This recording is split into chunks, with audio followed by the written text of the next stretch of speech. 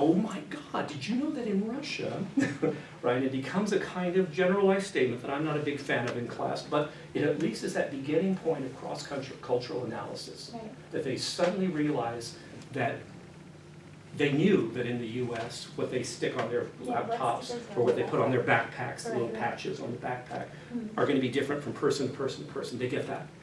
But the realization that it's yet again different in another culture is that first step, in my view, of cross-cultural awareness that hopefully leads to cross-cultural literacy, which ultimately leads to cross-cultural competence. At around level 3. It actually really doesn't happen until we get our students to the very top of the intermediate high and into advanced level proficiency that I think that fully comes to bear. So we may not see it fully in our beginning level classes, but I think those first little steps of, so we put stickers on our laptops, what do they do? What do some of my peers do in Russia, in Moscow? That's a first step, but I think it's a crucial one. No. We want, and indeed we want that inquiry to start to grow. That when they realize that there's one difference, hopefully that leads to exploring for other differences and similarities. Okay. Terrific question, thank you. What else? I'm curious to know, like you said, Gen Z is not just a US thing. No. So for this study, were they just surveying US students? So this particular study, yes. It's because it was done by the Chronicle of Higher Education, they were looking quite specifically at students who were just getting out of high school and into the system of higher ed. So you're right, it is a snapshot there. What's cool is UNESCO sponsored a very similar project that was looking more at both developed and developing countries. What the interesting difference there, of course, is when you make a stab at what would be the big startling, almost no gray area, but a break in the countries of the study. There's one big kind of that just kind of sets aside Group A from Group B. Access to technology, right? We still have it to some extent in this country, more and more. I mean, we're getting to where I know that now, as I say, teaching that UGS class with 250 students, I don't even need to ask anymore, does everyone have a cell phone? Because I've used applications like Top Hat to do attendance and all rather than taking any kind of attendance. So does everyone have a cell phone? And you literally just kind of look around and everyone has some access to something, if not a cell phone, a pad, some tablet, something electronic. Whereas that's not the case in a number of other countries. We're getting close to parity, but we're not quite there yet.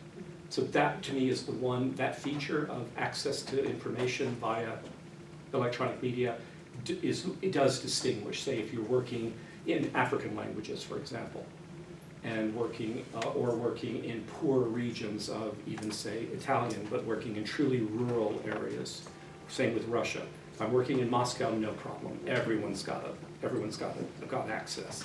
But if I'm working in not even Siberia, say in the middle area, the steppe, I can't let fewer than 50% will have access. They can get it in the classroom, but not at home, for example. So flipping the classroom doesn't work for that group because they can't do the online work at home. So we do have to be aware of regional differences in the US, right? If we're working with students who are coming from lower income regions and so forth as well, but also in our target countries. Yeah, nice. Yes, please. Yes. What I was most interested by in your presentation was the tension between, on the one hand, the Gen Zers wanting a physical textbook, Right. but on the other hand, the question is how do we prevent that textbook from becoming your old Soviet textbook, frozen in time, That's right. kind of insular and only like textbook speak? And how do we kind of get out of that conundrum? Is it that we update these textbooks more often, so we're printing and buying new ones, newer Close. editions every 2-3 years? You're Or really how close. How do we kind of escape that? So the person, they a terrific question and right on the money. No pun intended, because it was also about that, right? As a textbook writer, I know. We see our the royalties. That's a driving just because everyone. My favorite was, of course, the year a major textbook I did with collaborators in Russia. We produced a textbook of advanced spoken English, And at the year that it appeared, it was immediately pirated by, wait for it, the Russians. Pirated the textbook printed in Russian. It was, so, okay, now no one in this collaborative is making anything on this, and the game is over, right? So here, Carl Blythe is one who better should answer the questions. I'm hoping I'll channel him briefly. What we've done is indeed reimagine the textbook as a print version that in its heart, in its soul, is electronic. So there is both a resident online version of this textbook, an electronic version, right? That is available to students at cost or next to zero cost, right? To get it online. I think Corel charges no more than, it's usually $10 or $15 for the rights to an electronic textbook, or you can get the print version. It's there, but the print version is on-demand print, and it's based on that electronic version that is constantly being updated. You're exactly right. We've moved from that dinosaur that's one, extremely expensive. I know the last iteration of the textbook I worked on was, for one semester of first-year Russian, $240. Wow. Now, there's a video with it, there's DVD, there's all kinds of nonsense with it, but $240, I mean, that's now becoming cost prohibitive. And so the e-version, of course, is completely accessible and updated constantly. New photographs, new images, new personages. We've moved now for the first time, I'm very proud to say, we actually have in Russian, to get married is gendered. So a man, the woman, она выходит замуж за, she walks out behind the guy, right? And the guy, you know all this, I'm preaching to the crowd here, right? So the first time we now have print versions that have он вышел замуж. A man walked behind another man. We have same-sex marriage, and grammatically described in Russian. The Russians went bananas, by the way, literally saying, you can't say that. I said, well, we just did. And they go, no, you don't understand. It's not that you're prohibited. You can't say that. A Russian can't pronounce what you just said. I said, but I just said it. He goes, yeah, I know, but I can't say that. They say, он вышел замуж за мужчину. Can't say that, right? But you can. So we've updated all that right now so that we have more gender parity in our texts. We have situations that occur, virtual situations like, that deal with topics like narco trafficking, which were never touched in books before. And that's all because I think the shape of the textbook has really changed.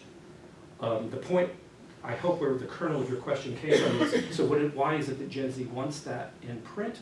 They do still want, and this to me goes back to, I'm being a kind of armchair psychologist here, that if I really were all about relevance, I want to make sure whatever you're teaching me in class, I can write my notes on it that say, this is what I want to remember from this passage, this text, this whatever.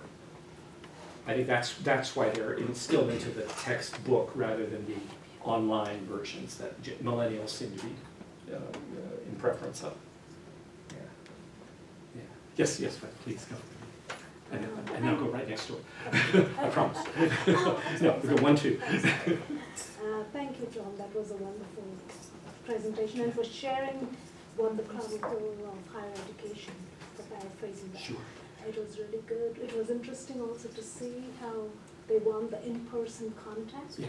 But I was curious to know whether that little booklet had any take on the background besides the fact that they are the swiping generation.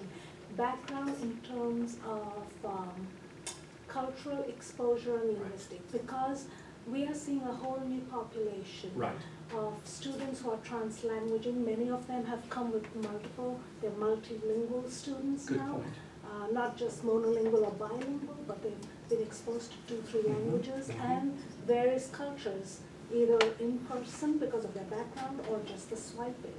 So is there anything, or if the study didn't address it, do you have any take? How does that factor into? How do we factor translanguaging with all this information? Okay, so, 2 answers, Yes. kind of 2 parts of that question. So the first part is an easy one. The study itself, I'm sure there's all the individuals who not participated, but who did the study, who set it up and so forth. I'm sure we could get more detail from any one of them. There's about 6 of them altogether. That said, what they do list are the institutions where the individuals came from. They don't, obviously, they're not going to give the names or anything, all kinds of FERPA things going on. But they do say the following schools participated, and students from the following schools. And it's a broad range. It's not simply all the Ivy League schools, right? The usual suspects. That would be very relevant information for us. Right. It's all over, It's all over the country and very different. So we've got big publics, little privates, liberal arts, community college. We've got the whole gamut of upper ed. That's important. The second part, I think, that's inherent in your question is, so how do we manage the idea that our client, if you will, now, right, our new learners are that diverse? And I go back to me, the saving grace that we have in student-centered learning is the portfolio and the project. That if we could make those two components, say, we're being honest here, I'm going to wait if there's a gas, 50% of how we assess our classes now. Yay, there wasn't any audible gasp. When I did it in Stanford, there really wasn't. Because they're like, what about testing? It's like, I know, I know. Well, and you'll still do testing. It's just testing will now be one of several components that we do, right? But that, by allowing a good chunk of the class, okay, make it 30%, 40%, something, but a good sizable chunk, very student interest and student profile driven, right? And that talks to everything from, hey, I'm a non-binary gendered, Mexican-born American, but of parentage who are not U.S. citizens, who's are living with one parent, living on an income of less than $20,000 a year, right? So I've got all that, as it were, bio to bring to class, and it's actually going to be applicable now rather than be an impediment to learning. It's going to be part of that student's learning, right? We're encouraging the student now, so talk about that. Let's find out. So is that profile, what would happen if you had a profile similar, or what would be a similar profile in Russia? Right? What would be the equivalent of someone, can you talk about non-binary in Russia? Find out. So the student now has a reason, as it were, to fit that profile. And it's a little bit of, for someone my age, it's a fairly big it was a big shift to not be, grading the fill in the blanks and verbal conjugations. It was a big shift for me years ago to go to this kind of student-centered model. But it's really worthwhile for this group in particular. Yeah. So I'll go back quickly, back and then come back forward. I keep promising to make a circle here. Yes, I was just going to attach myself to that. Oh gosh, please, by all means. Because I was going to ask about grading.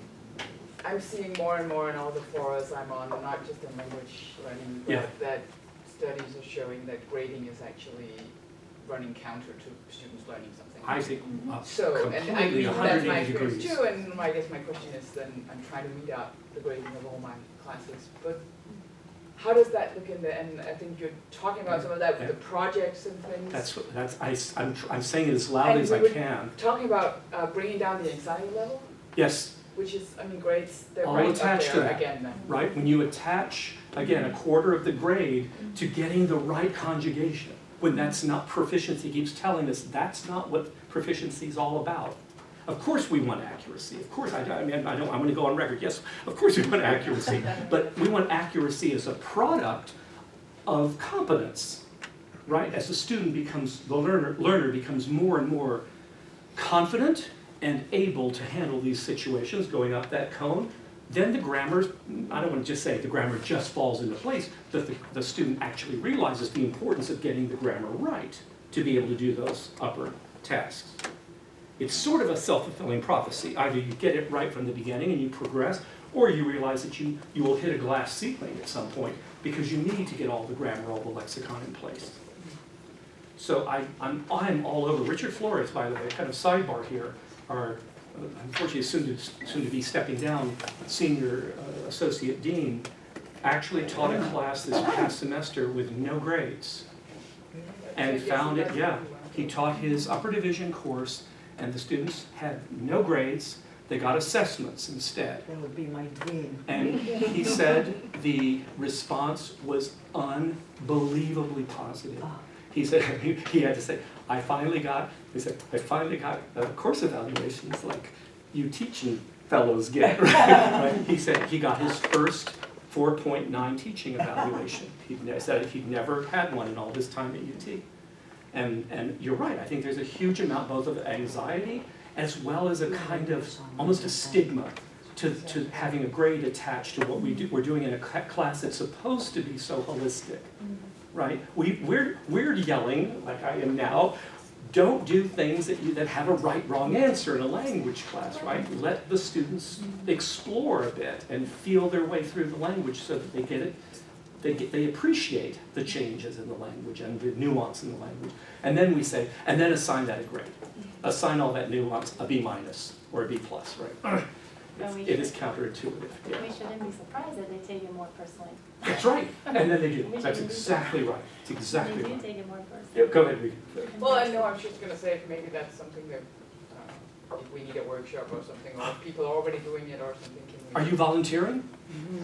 Well, not necessarily, because I really wanna know how to do this, and, you know, but I think we maybe might pull actually. together I think ideas that's a of great taking idea. out grades of the language. I'm looking at Betsy to say an assessment workshop for the coming summer. I like that idea. Yeah. You put it on the TLC radar. Thank you for that, actually. That's very useful. Or even when you've done grading a project-based item or a project-based assessment, because for me, I know with all of what I'm carrying from history, it's harder for me to It is, and yet because I think we're fortunate, we're riding a wave of a growing trend of doing project-based and portfolio-based assessment. There are now, thank you, everybody, from ACTFL to BMI, all these language organizations, rubrics that are varying quality, so you do want to look at them and see, well, what fits your needs and your students and so forth. But I'm seeing out there more and more ways of and the students want this, they want to be able to say, so if I turn in my portfolio or I turn in a project, how are you going to assess this? Even if we're not doing grades, how are you going to say something good or something bad about it? And these rubrics help. They help us focus our assessment, as it were, and it helps the students understand what is it that you're looking for in this project. Yeah, that's the good news is that wheel is being invented right now. Yeah. There was another. Yeah, please comment. Yeah. Oh, well, No. Lots to think about. I was just like a very quick follow-up question about the textbook stuff. Of course. So since they just need some notes to write notes, something to print out to write notes on, maybe we just print out, or provide like a printout of PowerPoint slides, then you write things. Sure, I think for a textbook. if that's what, if that's the basis of the content, to me that fulfills that need, if you will. The poll was, it's interesting because it wasn't simply about language classes. That's a big disclaimer when I do this talk. So if you think about it, a Gen Zer apparently, and I hate this whole talk is all about, I'm making a glittering generality about a whole generation of students, so I apologize for that. But generally speaking, Gen Z, say in a history class, wants to have that repository that they can hold in their hands and see information that they can then, if you will, personalize to their case. And that involves sometimes writing notes, writing marginalia, sometimes that just means having it in print and dog-earing the page to say, this is what I want to remember from this unit. So it's not just about language classes, it's about all their courses, whether it's their physics, science courses, or social science courses, or language courses. They seemingly like this idea of having the repository of knowledge, as it were, to be able then to personalize to their case. In some way, I think back, when there was no option for us, in my generation, everything was in print form, we did do that. All of us did, if we could afford to do it, right? So usually we were so concerned about keeping our textbooks pristine so we could sell them back. But if you really wanted to keep a book that you knew you were going to use in the future, was all the marginalia and the kind of arrows here and there, that kind of thing. Yeah. So it's kind of a return, if you will, to the boomer generation in that particular point. Yeah. Right, yeah. Yeah. Thank you. No problem, not at all. Anyone else? Questions, comments? I'm not getting up, I want pushback, arguments. You're full of it. You're wrong. I have a Gen Zer and it's major introvert, doesn't want to, please talk I'm to me. just curious about the website that you mentioned about that is just dedicated to Gen Z, because I tried to Google just to find some statistics about Gen Z, Oh. and they always date back to 2018, or at least that's whenever I Google it, Right. that's the more updated statistics. So I'm like, is there anything that is more recent with respect to those data? This study Okay. brought forth a number of kind of, I don't know what I would call them, spin-offs maybe, Okay, of okay. that study. So around, that was it came out in fall of 2018. If you look at the end of 2018 and the beginning of 19, there's a lot of Gen Z studies that were done by the educational community and also by kind of parent groups that were either agreeing with or disagreeing with the findings of the study. Most of the educators that have written, there's a blog site that goes along with it. If you go to the Chronicle of Higher Ed site, by the way, it's definitely worth, even if you don't spend the $100 and whatever it is for the study, look at the blog site that goes with it, because you'll see a lot of commentary of people like us chiming in on this or that being, that's exactly what I've noticed in my classes, or nope, this is very different from what I've seen. And it's interesting to see how much unanimity there is that the study actually makes a pretty convincing, accurate portrait of Gen Z. I've been, because I think I already had a preconceived notion of who I thought these learners were, that when I read the study for the first time, I remember it was kind of like, you're reading my mind here, right? It's exactly what I keep feeling is happening in my classes. Yeah. Anyone else? Please, go for it. It's not a question, it's a thought after some discussion here Sure. about assessment and grades. Maybe we should think about making a case for language courses at the university not offering grades Yeah. and giving assessment. That's- And as a group, if we can. I'm there, and I don't want to say we're moving in that direction, but there are certainly I mean, the fact that we got, you get a senior associate dean doing it in an anthropology class and telling everyone about it, I'm hoping, he's going to make a presentation on it, by the way, he said in March. So look out for it. We'll in fact make sure we tag it on our TLC website, because I think it's something we should consider. We should consider. A lot of schools of education, colleges of education have been pushing, Harvard among them, since the 80s have been pushing for gradeless classes and doing assessment instead, especially for what they call skills-based courses. Courses where it's not simply about moving to the next level of mathematics, but rather learning how to do something. So I'm with you. Give us a parting shot. There's a lot of what I've been reading up on this is also that rather than it's necessarily us doing all of the assessment in a grade-free class, it's also about self-reflection and self-assessment. Absolutely. On the student side, which sort of ties in with what you were saying is that's what we want the language students to be doing anyway. We have all of this tiered level of all the Right. how you fill out the cones to offer the students, and they know we're teaching them how to self-assess. So if we're teaching them how to do that So anyway, can't that be the grading praxis? So that, Yeah, because you it's and I also are so on the connected same with page what here. we're doing anyway. So there will be a volume forthcoming, Cambridge University Press, on transformative language learning. At the core of that idea of what's the difference between coming out with learners who know how to speak our languages, coming out with learners who know how to speak our languages and whose lives have been changed by what they did in those 2, 3, 4 years of Danish, let's say. That at the core of that transformation is exactly what you're saying, is get rid of the impediments to free learning, as it were. The grades have to go. Assessment that is meaningful assessment, right? Why is it that here's what's good about this project, here's where you could make this project better, here's something we could maybe change the project, not about making it better or worse, but just a different spin on it, right? Something that is, as you say, makes you want to do another project, as opposed to, well, I got a D on that, I'm not going back to that class ever again, right? Yeah, I'm all over it, all over it.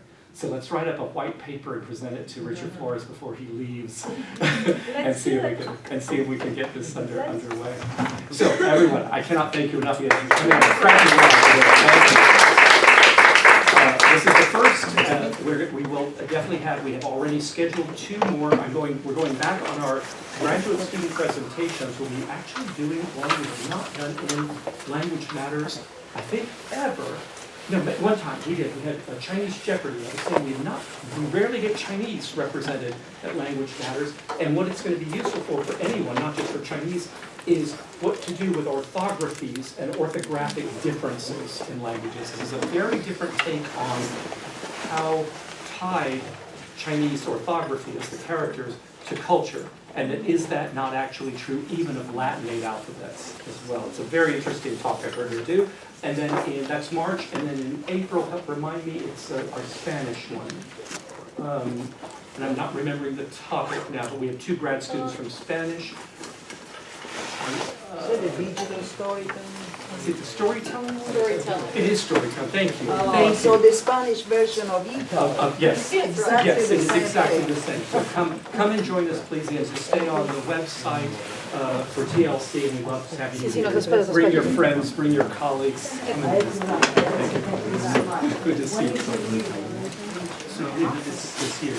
So I think through this, somewhere in the summer, he's finishing his year off, and he's coming back to anthropology. He wants to go back to his department. Yeah, I know. I wanted to introduce Francesca Beretta. Oh, very lovely to meet you. Graduate student already concentrated on pedagogy and stuff like that. Fantastic. And come to the Texas Language Center anytime, and that's Yeah, she will. Yes, thank you. Wonderful to meet you. Thank you, Vanessa. Thank you. Ciao. Ciao, ciao. Okay. Hi. I'm Tom Murray. Nice to meet you. Josie, nice to meet you. You're good. You're good. You're Gen Z. You're Gen Z.